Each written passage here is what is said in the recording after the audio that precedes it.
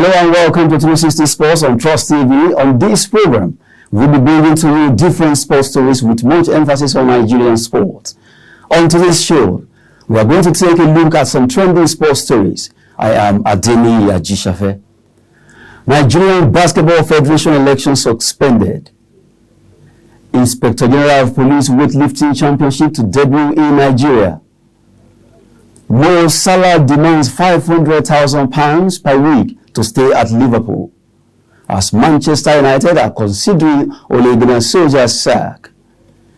Let's go on a quick break. These and many more when we return.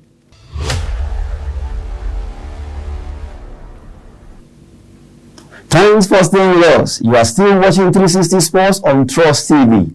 With me is Jide Olushola, sports reporter, Daily Trust newspapers. We will be doing justice to these sporting stories for today. Good to have you in the studio.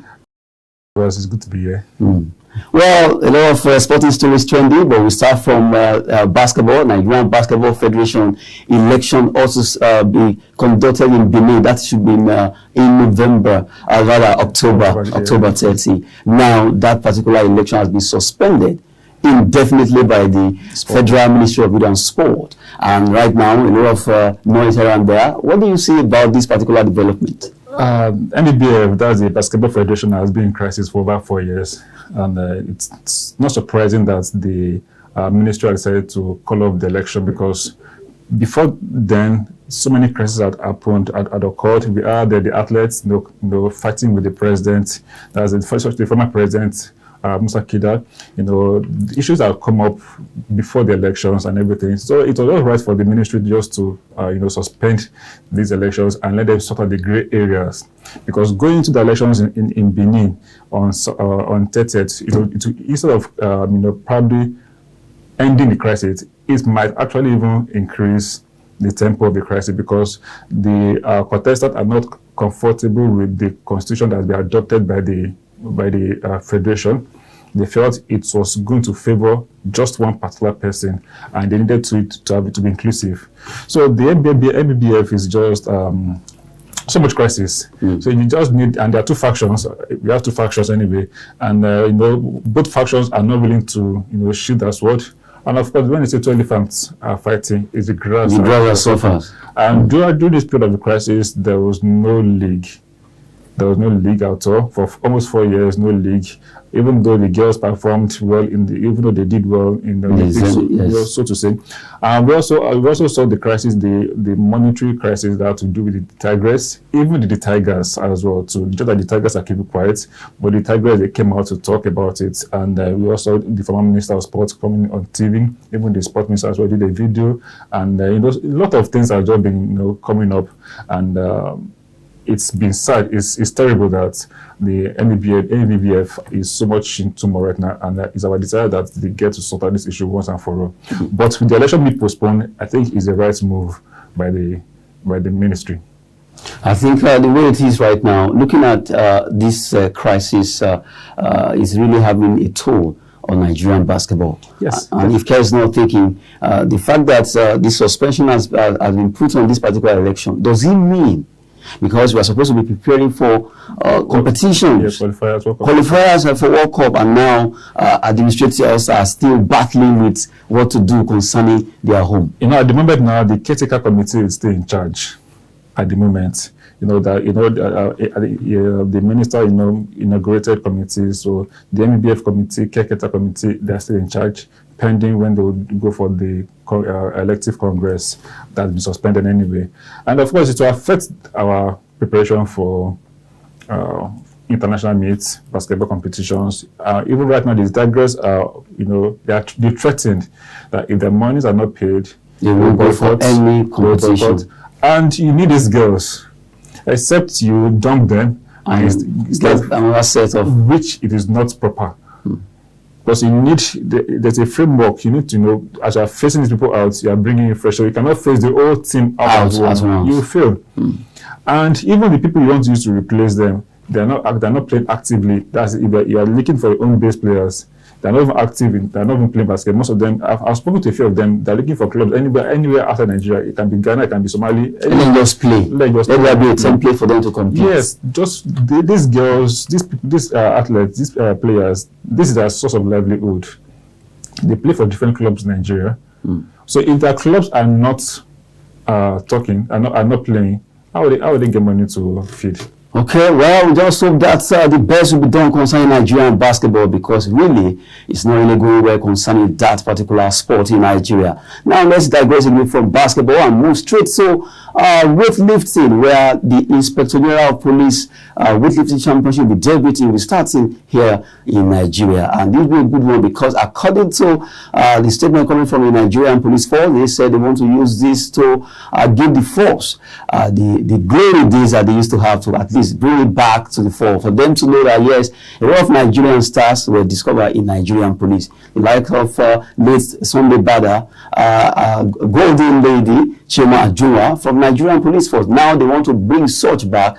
That is why they want to organize this competition, Nigerian weightlifting competition federation, in conjunction with the IGP. And now weightlifting will be coming to Nigeria. Talking about Nigerian police, they want to involve the Nigerian Army, Nigerian Navy, Nigerian Air Force, and also all the paramilitary outfit there for weightlifting. You know, basically, even before the competition, we all know that these are the military, the police or military. That is their job.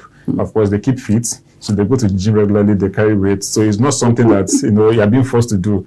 It's already part of them. It's part of them. So for them, the weightlifting competition, but they are very good at that. They have the strength, they have the capability to to mount challenge against the best in the world, because this is what they do practically every day in their various formations.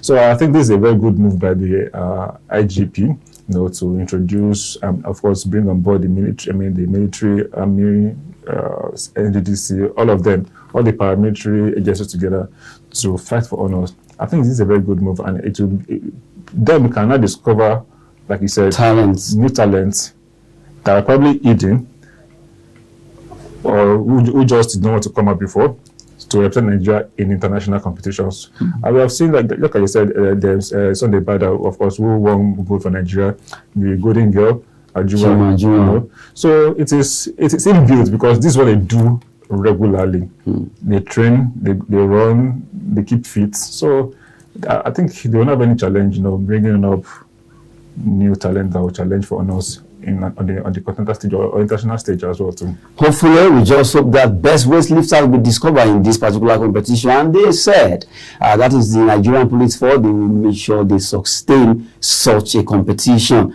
That's the weightlifting. Now we talk about another story. Well, for a while now, a lot of Nigerian Nigerians have been attending National Institute of Sport for Sports in Lagos, also to go for at least just to see how they can upgrade themselves here in Abuja also. But now, according to the news we're having for you, that's the current Director General, Professor Muronkola, is saying that he wants to reposition NIS, as it's being called. Yeah, NIS is like Nigerian Institute of Sports, is where coaches go for coaching courses, athletes go just to get to upgrade yourself when it comes to sports. And for a while now, that the institute has not been churning out the kind of results we all have expected. We know different reasons, maybe financial reasons as well. For financial reasons, we play a part. I was in Lagos recently, and I just took a trip to the NIS building. It wasn't inspiring at the National Stadium. It wasn't inspiring per se, because everywhere the buildings were not. They need to uplift the building. So even if the physical building is not even looking good, so how do you expect the people working inside, of course, to so just like you see police barracks that is dirty and everything messy. Of course, the output of is what you see on the streets. So now the prof, of course, is from University of Ibadan. Now I said once you position, and of course he has been to games. When it was from UI. So he has been to games. So probably, so let's see what he's going to bring on board. Let's see. So we'll just pray for him to have a very successful tenure, and that vow that wants to position the NIS and take it to the greater heights. And I just hope that, at times, it's always very easy to talk. Yes, so that's what I'm praying. I should be able to do it. When somebody gets appointed newly, there's always this ginger, to prove critics wrong or to say it. But when it gets in the system, probably now the corrupt system might take there's some godfathers let me just be honest with you guys. In sports, there are some godfathers, and we want things to be done their own way. They're not receptive to changes. So if the prof is a man of a strong will, if he has a strong will, probably he might not find it easy. But if he actually wants to reposition NIS and take it to the next level, then he should be able to step on toes. If he wants to get things done. That's just it. If he wants to get things done, he must be ready to step on toes. Coming from Jide Olushola, well, sports reporter with Daily Trust newspapers. We've seen talking on sports, 360 Sports. Now, let's take another story strengthening. Nigerian National League has been the second-tier league in Nigeria. And as we know, a lot of talents abide in that particular lower cadre league. But as it is right now, the Deputy Governor of Edo State, Honorable Philip Shuaibu, said that that league is getting politicized. As it is, do you think so? That really is being politicized? NLL is said to be the most important league in Nigeria. Yes, it is the most important league because talents come from that league, get to the MPFL and everything, and they have a very large. They have lots of clubs who play in because they are the intermediary between the MLO and the MPFL. So there are a lot of clubs, and yes, most clubs will always want to fight for what's called again promotion to the MPFL. So now, maybe Philip Shuaibu said there's politics in it. Yes, it's also part of the because he is a player for Bedell Insurance. He's with a captain. And we all know what happened towards the Super 8, the clashes and everything. That involved Remo Stars, yes, because they all wanted. And Remo Stars, I know where it's going to. Now, Remo Stars is owned by a particular man who is sponsoring MPFL. So, and because he's sponsoring MPFL, they believe that they are trying to favor him because he's the sponsor of MPFL. For Remo Stars, to get that promotion to MPFL. So that is where the Philip Shuaibu is talking about. They are trying to politicize MPFL because lots of politics. Because of the fact that his company is the sponsor of MPFL and they just get promoted to the MPFL. It means his bidding must be done. Yes, that's why he said that. Yes. So in politics, in football, there's politics. There's politics, FIFA, CAF, NFF, all of them. There's politics. So it depends on how you play your politics. Well, it depends on how you play your politics. This talking sport. Now, let's talk about cricket. We've talked about so many things now. Let's look at cricket. Nigeria is really gaining momentum in that particular sport.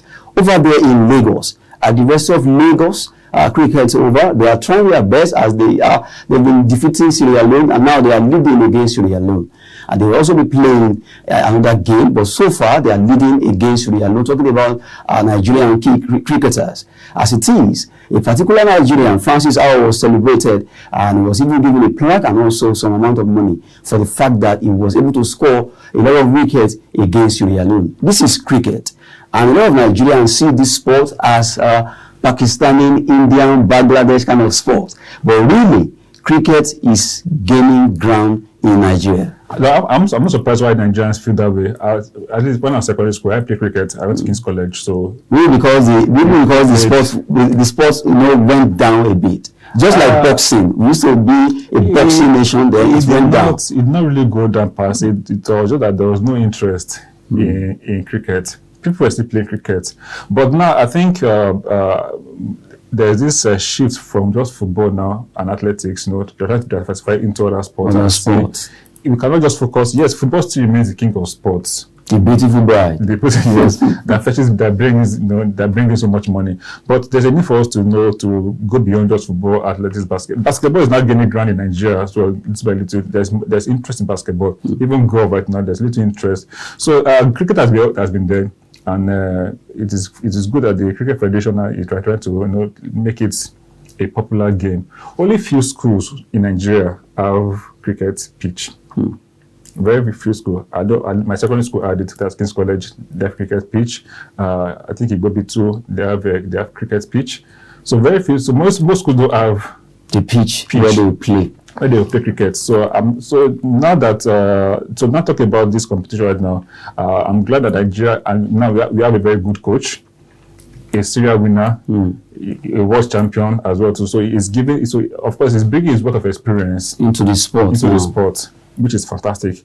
Probably his aim now is not to train the Nigerian coaches under him. So when he leaves, they can take over. But we have a very good coach. I can try to pick up it right now, but he's there. Yeah, he's doing a fantastic job right now with the Nigerian cricket team, which is fantastic. Fantastic. Now you look at recently, I think our under-19 cricketers, they tried their, even though they traveled to Iran. Yes, they went to Iran. Although even though their performance, not that they won, they did too well, but it shows that we have a promising team. Yes. I think they were in Namibia first before going to Iran for the African Championship, before going to Iran, and it was a very good one. They did well on the African stage, and going to Iran, of course, they had to meet the likes of India, Pakistan, the king of cricket. Of cricket. So which is going to be very, very difficult to break that old on cricket. It will take a lot to break. Those guys are just too good. But I believe that, because if I want to use that your analysis as a yardstick, before we dominated African women football. Yes. Now the gap is so, in fact, it's closing. So close, yes, so close that now, if Super Falcons are playing, you'll be afraid that if they are playing Ghana, South Africa, Cote d'Ivoire, Cameroon, before you can just sit down and relax. But now it's tough. Now, if you look at it also in cricket, I'm sure Nigeria too will close that gap. Yes, it's a gradual process. It's of course it cannot happen overnight. It's a gradual process. Just like you said now, the South Africa, of course, during the Aisha Barry Cup, we saw how what they did against us. What they did against us. So the gap is closing. But of course, as they are trying to catch them, they also, as a Pakistani, the Indians, all of them, they're also trying to improve. So it's a long walk to freedom. But I know one day when they will get there. So, but this of course, the program has to start from the age grade level, but that's where you can groom them to able to compete at the world level.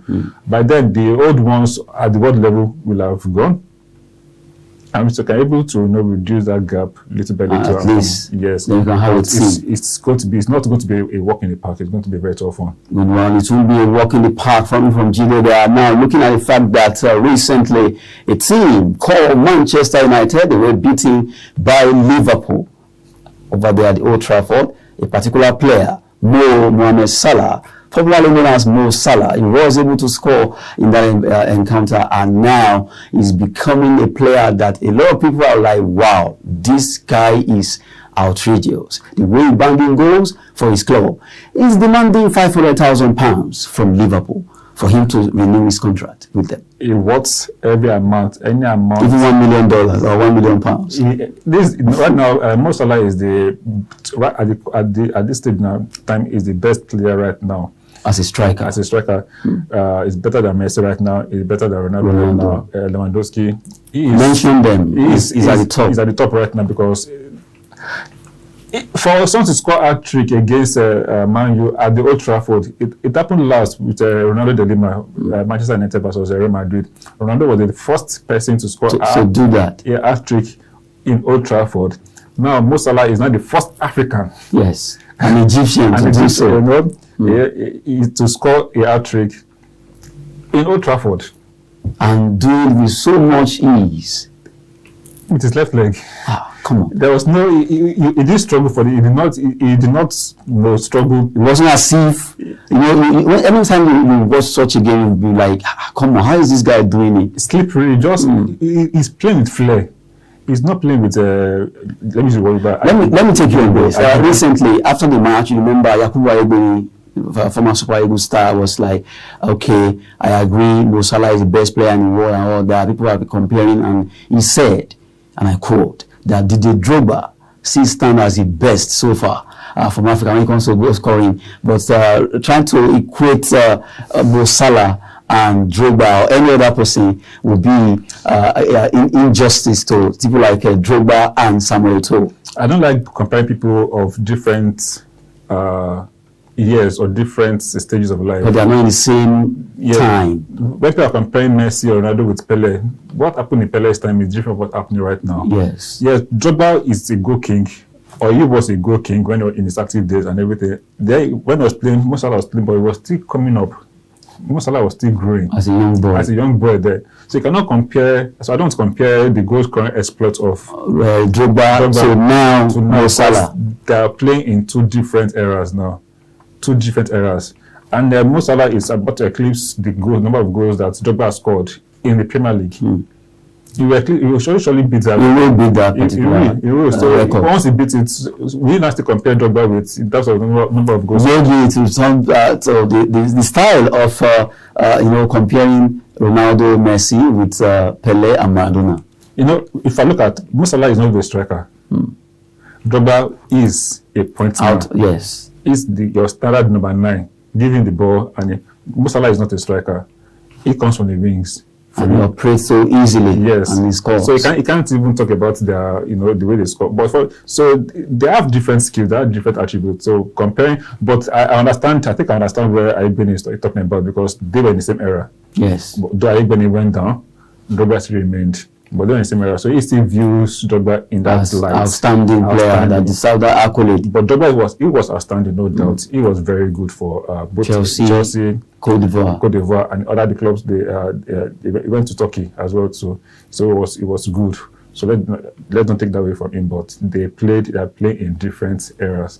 We just can't take that away from Drogba. But really, Mo Salah has been very outstanding for Liverpool this season. In fact, even before this season, well, that's he said he deserves all the amount of money he could ask for from Liverpool. Now we take this particular story that will be the last one on this show, talking about Manchester United. After that particular defeat from Liverpool, it's been noise about Ole Gunnar Solskjaer must go, and now the Manchester United hierarchy are considering maybe they should sack him or not. News came out this morning that Ole Gunnar Solskjaer will stay for Tottenham's game, and maybe let's see what's going to happen after that particular match against Tottenham Hotspur. Do you think this man will go? He will go.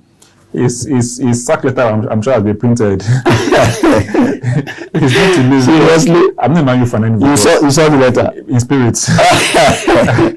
I'm not though I love Man U, but not a dire fan, everything. But that loss against Liverpool was disastrous. At home again, it was disastrous, and I've said it before that Ole Gunnar Solskjaer, he has no game plan. He's just playing on the luck. He's just playing with luck, and of course the players just perform one magic and win the games, banking Ronaldo to do magic and everything. But it was helpless. So his sack letter is almost set. That's so sure. You should be expecting Sky Sports breaking news. Okay, we're waiting. And Antonio Conte might take over as the new manager. Well, we wait to see if that will actually happen, because Manchester right now, we are waiting for the news there. Well, because of our time now, we have to wrap up the show for today. Thanks for coming on the show, Jide Olushola. It's my pleasure to be here. Good one. That's it on 360 Sports for today. Well, as it is right now, we just have to wrap up the show. Well, don't forget to join us on all our social media platforms.